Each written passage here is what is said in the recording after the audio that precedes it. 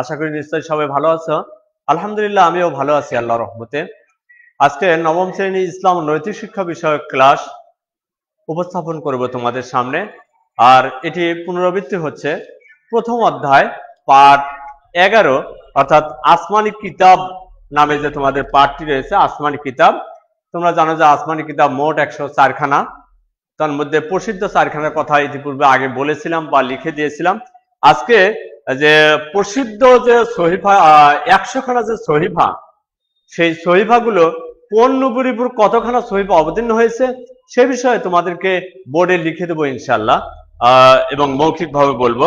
এরপরে আল কোরআনের বৈশিষ্ট্য বা আল কোরআন যে সর্বশেষ আসমানি গ্রন্থ, এটি অর্থ কি, কেন আল কোরআনকে কোরআন বলা হয়, এছাড়াও আল কোরআনের আরো কিছু নাম এবং তার বাংলা অর্থ বলে দেওয়ার জন্য চেষ্টা করবো ইনশাআল্লাহ।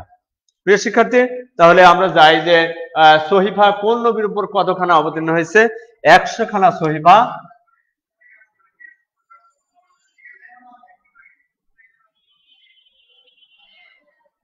100 খানা সহিফা কোন নবীর উপর কতখানা অবতীর্ণ হয়েছে। প্রথমে আসি, হযরত আদম আলাইহিস সালামের উপর 10 খানা অবতীর্ণ হয়েছে। 1 নম্বরে যদি বলি হযরত আদম আলাইহিস সালাম,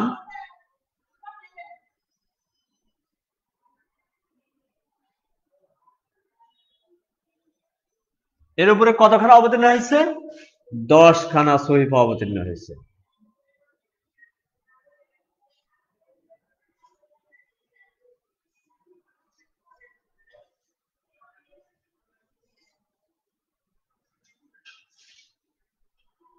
পরবর্তীতে আমরা ডট ডট দিয়ে যাবো ইনশাআল্লাহ।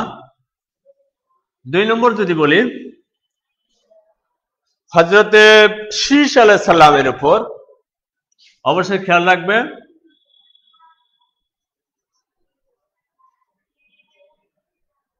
শীস আলাইহিস সালাম, শীস দন্ত সহ হবে,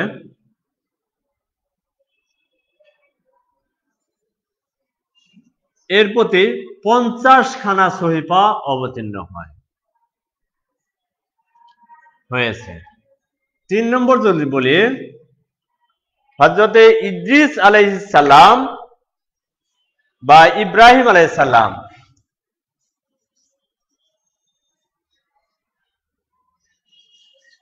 ইব্রাহিম আলাইহিস সালাম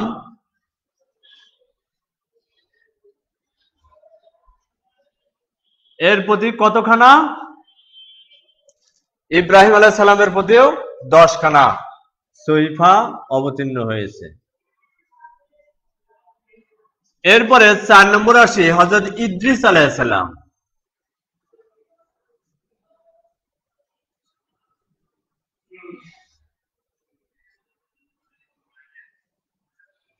এর প্রতি 30 খানা সহিফা অবতীর্ণ হয়েছে। প্রিয় শিক্ষার্থী, তাহলে দেখো যে হযরত আদম আলাইহিস সালামেরও 10 খানা, আবার হযরত ইব্রাহিম আলাইহিস সালামেরও 10 খানা, মাঝখানে 2 নম্বরে হযরত শীস আলাইহিস সালামের প্রতি 100 খানার অর্ধেক অর্থাৎ 50 খানা সহিফা অবতীর্ণ হয়েছে হযরত শীস আলাইহিস সালামের প্রতি, এবং হযরত ইদ্রিস আলাইহিস সালামের প্রতি অবতীর্ণ হয়েছে 30 খানা সহিফা। তাহলে 50 এবং 30, ইব্রাহিম আলাইহিস সালামের প্রতি 10 আর আদম আলাইহিস সালামের প্রতি 10, এই হলো 20। তাহলে হযরত আবারও একটু মনে করার জন্য সহজ করে বলে দিই যে হযরত আদম আলাইহিস সালামের প্রতি 10, হযরতে ইদ্রিস আলাইহিস সালামের প্রতি 30, ইব্রাহিম আলাইহিস সালামের প্রতি 10, অর্থাৎ 10 10 যদি বলি ইব্রাহিম আলাইহিস সালামের প্রতি 10, আদম আলাইহিস সালামের প্রতি 10, এ হলো 20। আর শীস আলাইহিস সালামের প্রতি কত? 50, ইদ্রিস আলাইহিস সালামের প্রতি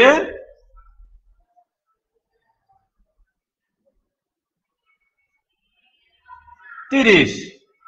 তাহলে 10 10 20 50 আর 30 80 এই 100 মিলে গেল। এটি অবশ্যই মনে রাখার জন্য সহজকরণ করে দিলাম।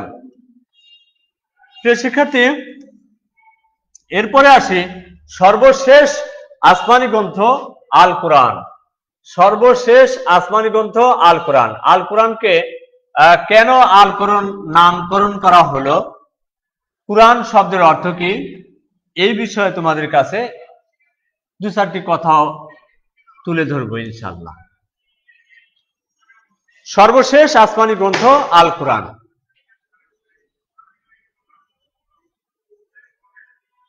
সর্বশেষ আসমানি গ্রন্থ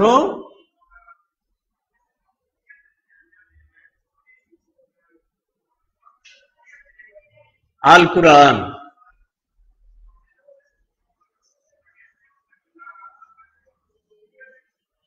প্রিয় শিক্ষার্থী, কোরআন শব্দের অর্থ হচ্ছে পড়া বা পাঠ করা।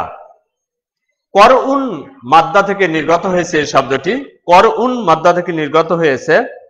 এই শব্দের অর্থ হচ্ছে পড়া বা পাঠ করা, আবৃত্তি করা, তেলাওয়াত করা।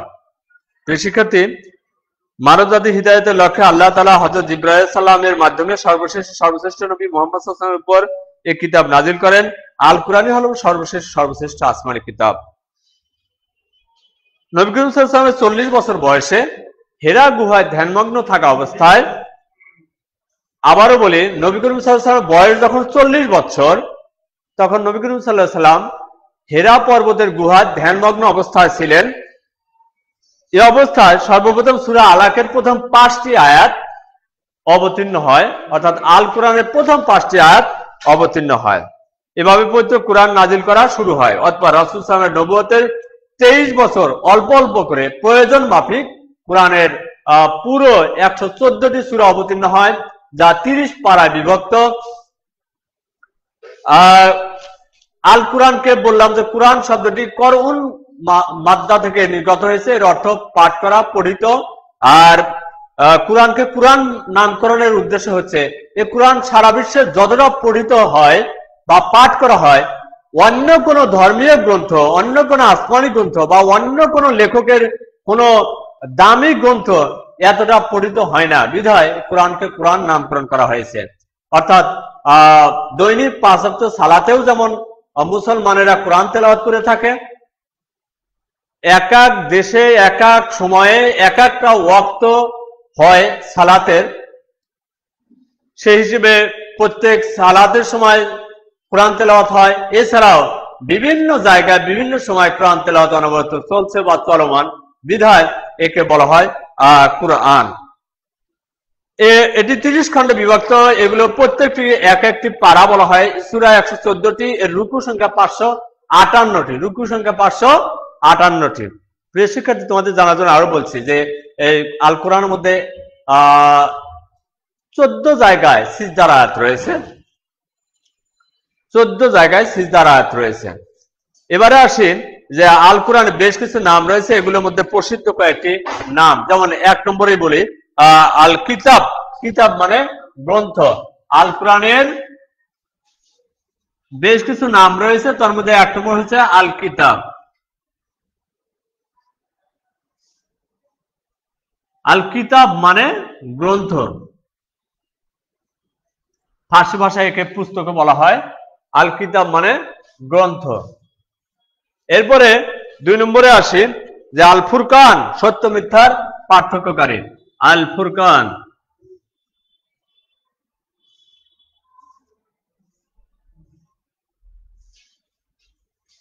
সত্য মিথ্যার পার্থক্যকারী।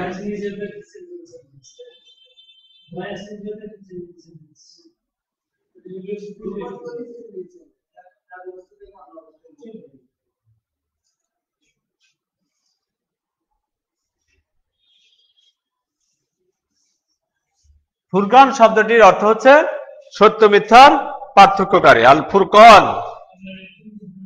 3 নম্বর আছে আল হিকমা।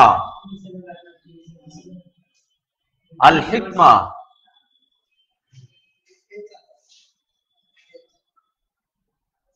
আল হিকমা বা প্রজ্ঞা। আল হিকমা শব্দের অর্থ জ্ঞান বা প্রজ্ঞা। আল হিকমা, আল হিকমা।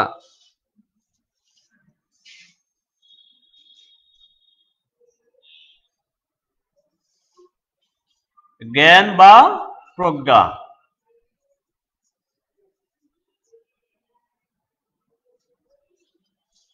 4 নম্বরে রয়েছে, অধিকাংশ সময় আল ফুরকান শব্দটির অর্থ পরীক্ষায় এসে থাকে, এরপরে এসে থাকে আল হিকমা বা জ্ঞান বা প্রজ্ঞা এই শব্দটি এসে থাকে, এরপরে এসে থাকে আল বুরহান সুস্পষ্ট প্রমাণ বা দলিল। আল বুরহান এই শব্দগুলো কিন্তু পরীক্ষায় এসে থাকে।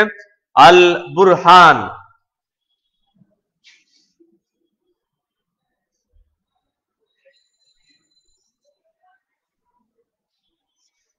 সুস্পষ্ট প্রমাণ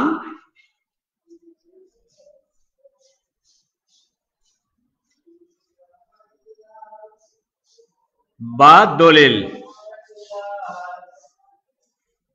প্রিয় শিক্ষার্থী, এই যে সুস্পষ্ট প্রমাণ বা দলিল, এই কোরআন যারা তেলাওয়াত করে এবং সেই কোরআন তেলাওয়াত অনুযায়ী জীবন পরিচালনা করে, সমাজ পরিচালনা করে, রাষ্ট্র পরিচালনা করে, তাদের জন্য কোরআন পরকালে সুপারিশ করবে। অর্থাৎ এটি তাদের জন্য প্রমাণ বা দলিল হিসেবে ব্যবহৃত হয়ে থাকবে। আবার এই কোরআন যারা তেলাওয়াত করে না, পাঠ করে না, তারা বা কোরআন অনুযায়ী জীবন পরিচালনা করে না, তাদের বিষয়ে কোরআন সুপারিশ করবে যে কোরআন অনুযায়ী জীবন পরিচালনা করে নাই, সমাজ পরিচালনা করে নাই, রাষ্ট্র পরিচালনা করে নাই, নিজে হালাল হারাম বেছে খায়নি, চলেনি, সুতরাং তুমি তাকে জাহান্নামে দাও। এই কোরআন পরকালে আমাদের জন্য সুপারিশ করবে। সুতরাং এক্ষেত্রেও আল বুরহান সুস্পষ্ট প্রমাণ বা দলিল হিসেবে ব্যবহৃত হয়ে থাকে। আল হক সত্য। এরপরে 5 নম্বরে আছে আল হক।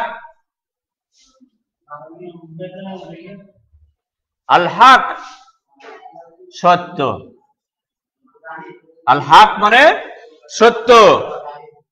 প্রিয় শিক্ষার্থী, এরপরে আমরা আরো কয়েকটি শব্দ, দুই একটি শব্দ বলবো, যেমন আল হুদা পথ নির্দেশ, আর জিকির উপদেশ, আর শিফা নিরাময়।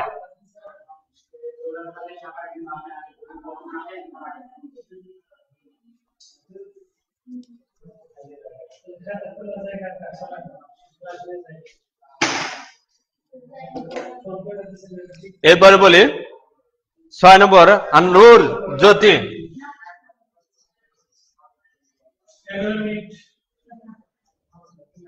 আর নূর শব্দের অর্থ হচ্ছে জ্যোতি। এটি যারা তেলাওয়াত করবে পরকালে তাদের জন্য জ্যোতি হিসেবে ব্যবহৃত হয়ে থাকবে।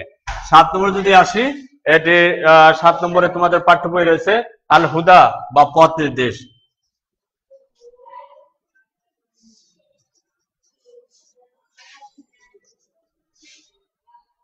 পথ নির্দেশ। প্রিয় শিক্ষার্থী, আজকে এ পর্যন্তই।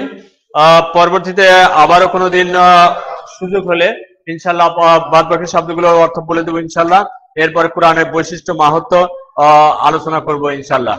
তো সবাই ভালো থাকো, সুস্থ থাকো এবং সবাই বাসায় বসে বসে পড়ালেখা করবে, আল কোরআন সম্পর্কে গবেষণা করবে, কোরআন তিলাওয়াত করবে, কোরআন পাঠ করবে এবং সেই অনুযায়ী জীবন পরিচালনা করবে। এতটুকুই আশাবাদ ব্যক্ত রেখে আজকে শেষ করছি। আসসালামু আলাইকুম ওয়া রাহমাতুল্লাহ। আমরা উপভোগ করেছি আলহামদুলিল্লাহ। আল্লাহ রাব্বুল আলামিন আমাদের সবচেয়ে ভালো জ্ঞান দান করুন। আমরা যেন কিছু চাইতে আমাদের ইন্নামাল আমালু বিন্নিয়াত।